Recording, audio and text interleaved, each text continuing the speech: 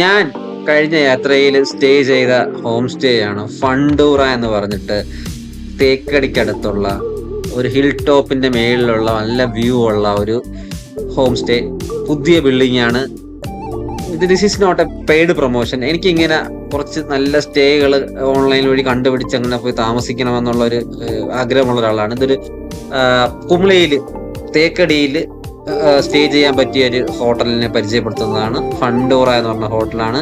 ഇതെന്ന് പറഞ്ഞാൽ അമരാവതി എന്ന് പറയുന്ന ഒരു പ്രദേശത്താണ്, ഇതിന്റെ തൊട്ടടുത്താണ്. അതായത് കുമളിയിൽ നിന്ന് മൂന്നാർ റോഡിൽ വരുന്ന വഴിക്ക് 1 കിലോമീറ്റർ മാറിയിട്ടുള്ള ഒരു സ്ഥലത്താണ്. ഒരു ഹിൽ ടോപ്പാണ്.